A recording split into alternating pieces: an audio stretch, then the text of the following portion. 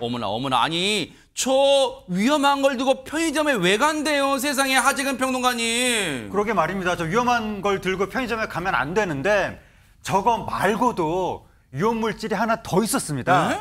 이게 이제 남성이 그 편의점에 저걸 들고 간 것인데 동시에 또 흉기도 들고 있었다는 거예요. 세상에. 바로 지난 1일에 오전 1시 11분에 있었던 사건인데 한 남성이 경기도 시흥시 한 편의점을 찾아간 거거든요. 네. 그 편의점에 아르바이트생이 있었는데 네. 그 아르바이트생한테 흉기를 휘두른 겁니다. 아이고. 알고 보니까 그 아르바이트생이 그 남성의 전 부인이었다고 합니다. 어머? 그런데 그 전 부인이 계속해서 그 남성한테 아마 위협을 받았던 것 같습니다. 왜냐하면 스마트워치가 있었다는 거예요. 어머? 그래서 스마트워치로 바로 경찰에 신고를 했는데도 불구하고 결국 남성한테 살해당하고 말았고 세상에. 그 남성은 전 부인을 살해한 후에 준비해가지고 갔던 인화성 물질을 뿌리고 편의점에 불을 붙인 다음에 도주했다고 합니다. 이 인간 뭐예요? 아니 유행현 변호사님 저 인간 사람이에요? 저런 짓을 한 게 사람입니까 세상에 진짜. 다행스럽게도 저 범인 1시간 뒤에 경찰에 붙잡혔습니다. 어허. 예, 붙잡혔는데요. 근데 붙잡혔는데 자해로 인해서 목 부위를 다쳐가지고요. 병원에 옮겨져서 입원을 했는데 치료를 받다가 회복을 한 후에 지난 6일 구속됐다고 합니다. 부인 살해만이 아니라 편의점까지 방어를 한 거는 정말 인간이냐고 묻고 싶어집니다. 저 악마 같은 인간 일단은 병원 치료가 먼저여서 다 치료를 받게 한 다음에 뒤늦게 6일 날 구속이 됐는데 최진문 교수님 예. 저 악마 같은 인간 저 범행을 한 이유가 뭡니까 대체? 이거는 저 인간이 한 얘기예요. 이게 네. 사실이 아니라는 거 먼저 말씀을 드리고요. 뭐라고 얘기하냐면 경찰이 이렇게 진술합니다. 전처가 나를 협박해서 경찰에 신고를 해서 그것 때문에 일에 지장이 생겼고 주변에 소문이 났다. 그래서 창피했다. 그래서 살해를 했다는 거예요. 이유 같지 않은 이유를 댄 거예요. 사람 목숨을 앗아가는 이유가 저거예요, 고작? 네, 저거예요. 근데 더 황당한 건 뭐냐면 이 주장이 다 맞지 않는다는 거예요. 일부만 맞아요. 일부만. 네. 그러니까 더 황당한 거죠, 지금. 아하. 전 부인이 주변에 소문을 내서 주변에 창피를 당했다고 한 말은 사실이 아닙니다.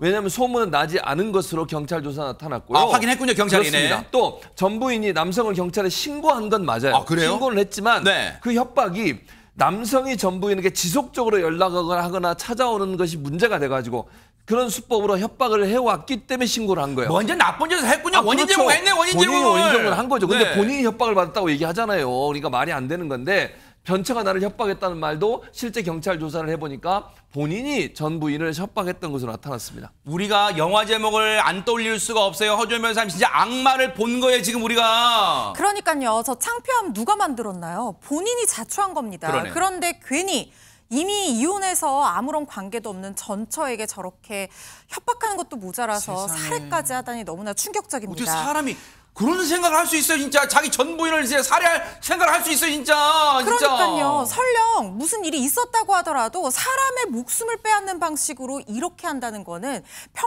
평범한 사람으로서는 생각하기 어려운 그렇죠. 행동이죠. 경찰도 죄질이 정말 불량하다고 생각한 것 같습니다. 경찰이 면밀히 수사를 하고 사건 전후 상황을 종합적으로 고려를 했는데 남성한테 원래는 살인 혐의가 적용이 됐어요. 네. 그랬는데 특가법상 보복살인 혐의를 변경을 했다고 합니다. 그러면 시청자분들이 들으실 때, 살인 혐의가 더 예를 들어 딱 단어만 놓고 봤을 때 살인 혐의가 형량이 더 무거운 거 아니에요? 뭐 보복 범죄보다는 더 무거운 거 아니에요? 이런 생각하실 거 아니에요? 그런데 그 살인의 동기가 예를 들어서 형사재판이나 수사 같은 것에 고소나 고발을 하거나 아니면 신고를 하거나 관련한 증언이나 수사에 대한 어떤 단서를 제공하는 피해자라든가 선량한 시민에게 앙심을 품고 이 사람을 협박하거나 살해하거나 폭행하거나 이런 식으로 가행위를 한다고 하면 그 동기가 너무나 죄질이 훨씬 더 불량하다고 보는 거예요. 그래서 형량 자체가요. 일반 살인 같은 경우에는 사형 무기 최소 5년 이상의 징역으로 법정형이 규정이 되어 있지만 특가법상 보복살인 혐의가 적용이 되면요. 최소 10년 이상의 법정형으로 규정이 되어 있습니다. 형량이 확 올라가는 거예요. 그러니까 경찰이 죄질이 진짜 불량하다고 보고 아예 혐의 자체를 가중처벌되는 혐의로 바꾼 겁니다. 그럼 여기서 또 궁금한 대목이 있어요. 또 경찰 출신이니까 박성배 변호사님 경찰 출신이시니까요. 경찰이 판단을 했을 때 살인 혐의에서 특가법상 보복범죄 혐의를 변경한 이유는 뭐예요? 근본적인. 나름대로 구속영장을 발부받을 당시에는 전처가 살해되었으니 살인죄 등으로 영장을 발부받은 것으로 보이는데 조사를 진행하는 과정에서 살해하게 된 동기, 경위, 이유를 살펴보면서 혐의를 변경한 것 같습니다. 경찰에 따르면 피의자는 전처와의 사이에서 진행 중인 형사사건에 대해 불평, 불만이 많았다는 진술을 하고 있다. 이러한 피의자의 진술과 사건 정황으로 볼 때 보복범죄에 해당하니 더욱 무거운 처벌이 가능하도록 적용 혐의를 변경했다고 합니다. 피의자 입장에서는 아무 이유 없이 살해했다는 진술을 하게 되면 큰 처벌을 받을 가능성이 높다는 판단을 했을 것이고 이에 따라 달리 갈등 요인이 없으니 전처와의 사이에서 진행 중인 형사사건의 불평, 불만이 많았다는 진술을 할 수밖에 없었던 것 같습니다.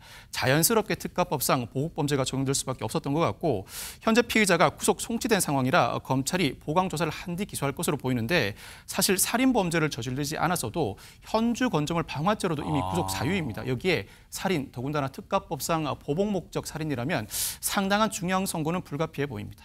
이제 사법부의 판단으로 넘어갈 텐데 법이 살아있음을 보여줘서 이 악마 같은 인간요 사회로부터 장기간 정말 될 수만 있다면 장기간 격리시키는 결과가 나오기를 기대해 보도록 하겠습니다.